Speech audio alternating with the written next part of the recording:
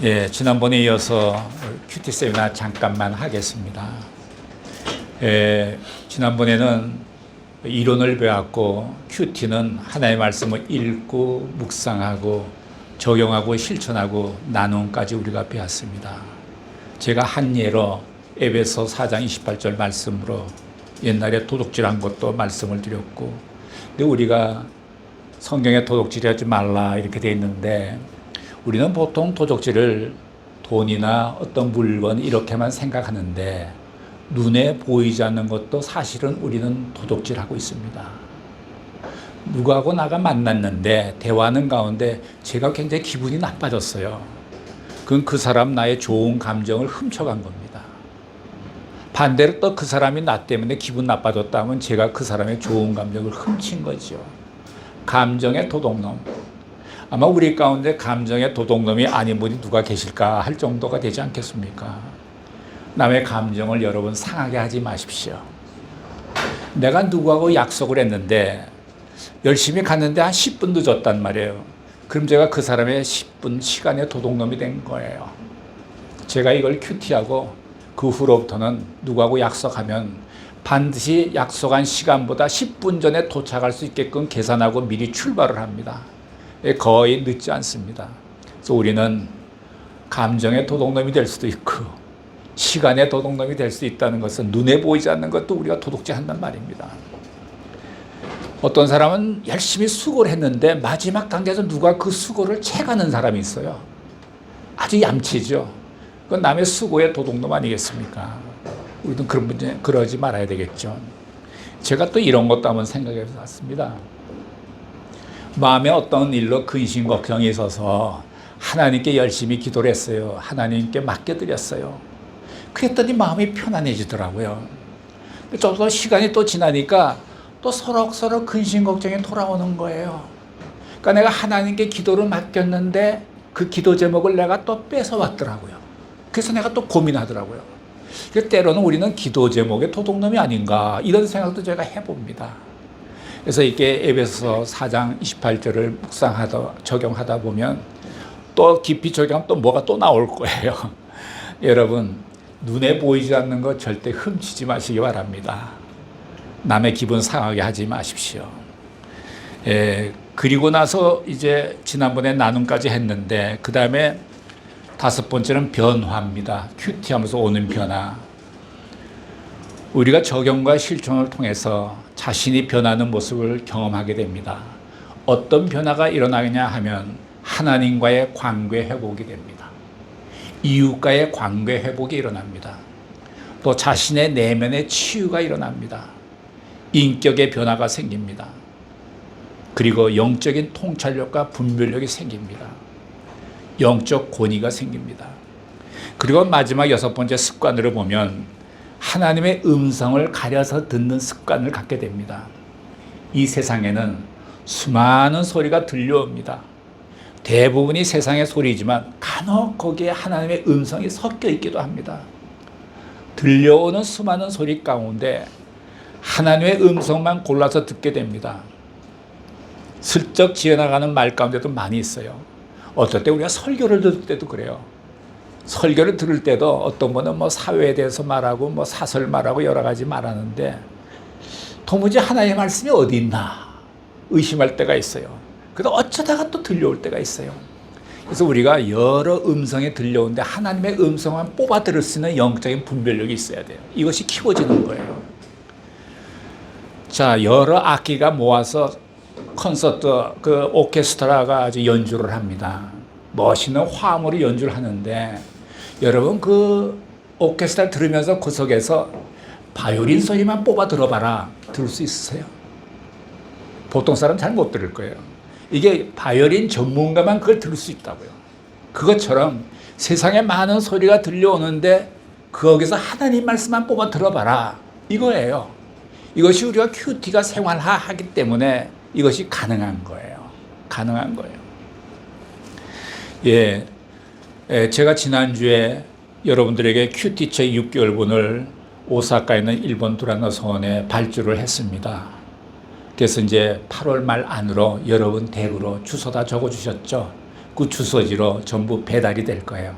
그래서 9월부터는 우리가 이제 그 책을 갖고 그때 나온 내용을 갖고서 우리가 나눔방을 할 텐데 아직 그 책이 없기 때문에 오늘과 한 두세 번 정도 8월 말까지는 어떻게 나눌까 생각하다가 여러분이 기억할 수 있는 걸로 나눠야 되겠다 해서 설교 본문에 나오는 그 말씀으로 나누면 좋겠다는 생각을 해서 오늘 18절에 보면 여러분 기억날 거예요. 발꿈치를 들었다 하는 표현이 있습니다. 발꿈치를 들었다. 이게 무슨 얘기일까요? 이거는 발로 찼다는 얘기입니다. 여러분 발을 한번 차보세요. 발꿈치부터 올라갑니다. 이게. 그러니까 이게 아마 유대 사람들의 속담일지도 모르겠는데 우리는 발로 찬다는데 그 사람들은 그 발뒤꿈치를 든다, 발꿈치를 든다는 표현을 하는 것 같아요. 그러니까 이건 발 차는 거죠. 이것은 배신이고 무시하는 거고 상대방을 경멸하는 거고 이지매하는 거 아니겠습니까? 그 다음에 20절에 가보면 예수님이 보낸 자는 예수를 믿는 자는 보낸 자를 믿는 것이다 그러지 않았습니까? 즉 하나님을 믿는다는 것이죠. 또 근데 20절을 보니까 여러분 생각이 좀 나십니까? 이런 생각이 들어요. 그러면 예수를 모르고 죽은 우리 조상들은 어떡하나? 그런 질문들 많이 하지 않습니까? 예수를 모르고 죽은 우리 조상들 어떻게 하나? 근데 해답이 여기에 있는 것 같아요. 20절을 한번 읽어볼까요? 같이 한번 시작. 내가 진실로 진실로 너희에게 이르노니 나의 보낸 자를 영접하는 자는 나를 영접하는 것이요 나를 영접하는 자는 나를 보내신 이를 영접하는 것이니라. 예, 잘 보셨죠? 여기 뭔가 힌트가 있어요. 그러니까 내가 예수를 모르고 우리 조상이 죽었는데 그래도 창조주 하나님을 자기가 인정하고 믿었다면 그 믿었다는 것은 하나님의 뜻과 섭리를 다 믿은 거 아니겠어요? 그럼 바로 예수를 믿는 것이 된다는 얘기예요. 그 하나님의 뜻 안에 예수님의 십자가 사건도 다 있는 거거든요. 그래서 이 20절에서 우리가 보면 우리 조상이 예수를 모르고 죽었더라도 그분이 하나님을 믿었다면 구원을 얻겠구나 이렇게 위로가 좀 되더라고요. 조금 해답이 됩니까? 또 구약에 보면 시편에 보면 마지막에 선하심과 인자심이 정녕 나를 따르려니 내가 영원토록 여호와의 집에 거하겠나이다 라는 말 보면 선하심과 인자심이 따르면 그 사람도 하나님의 나라에 영원히 거하는 것 같아요. 우리가 잘 모르지만 구석구석에서 예수를 모르고 죽은 우리 조상들도 구원받는 길이 다 있다는 것이죠. 자, 그리고 오늘의 본문 24절에 보면 베드로가 머리짓을 합니다. 건방지게. 이게 뭐 예수님한테 머리짓 하면 되겠어요? 근데 아마 그 옆에 앉은 요한에게 머리짓 한 것 같아. 그쵸? 예. 좀 이거는 조금 약간 좀 이렇게 조금 거만한 모습 아니겠습니까? 여러분 머리짓 이렇게 합니까? 모르겠어. 집에서 애들한테 할지 모르겠지만 머리짓은 좀 안 하는 게 좋을 것 같아요.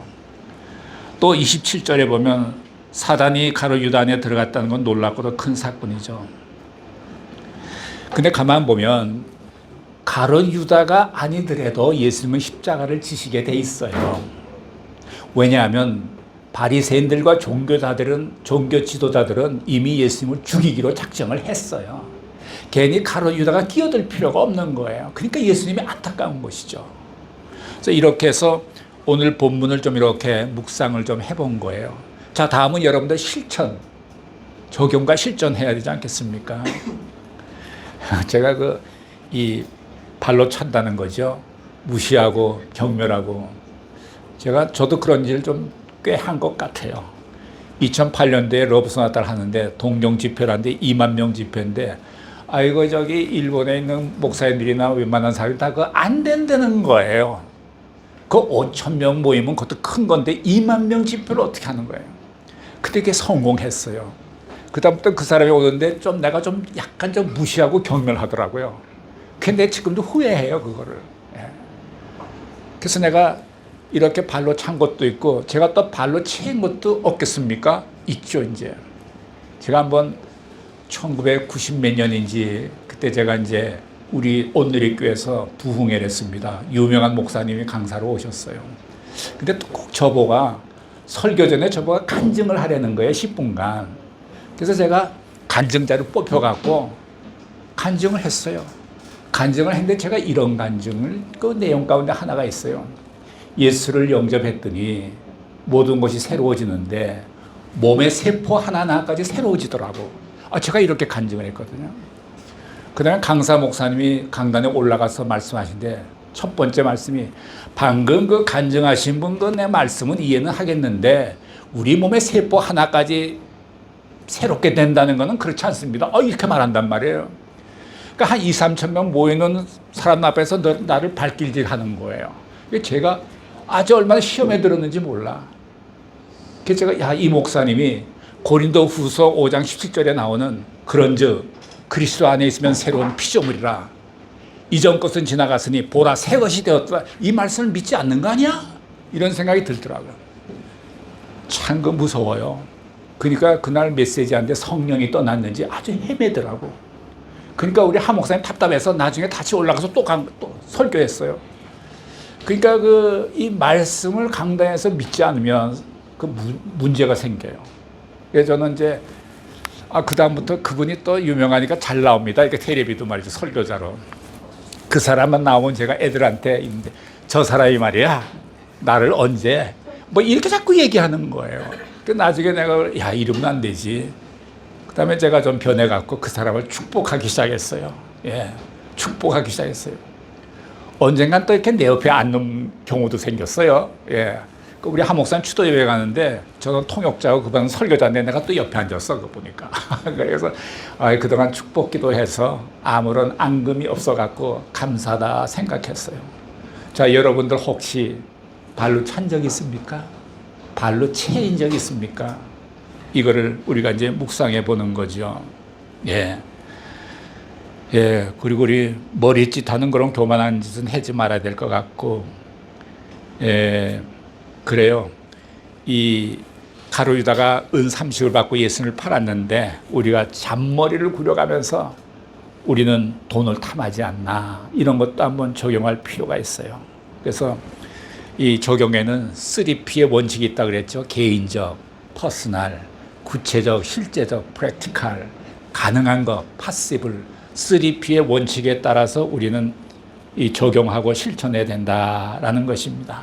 그래서 오늘은 큐티책이 없기 때문에 오늘 본문 말씀 갖고 대충 이렇게 나눴습니다. 아마 앞으로 한 2번 그래야 될 것 같아요. 9월부터는 우리가 나눔 방을 정식으로 갖기로 하겠습니다. 오늘 또 큐티 세미나 5번째니까 여기까지 하겠습니다. 감사합니다. 우리 하나님께 박수를 올려드리겠습니다. 감사합니다. 이상으로 마치겠습니다.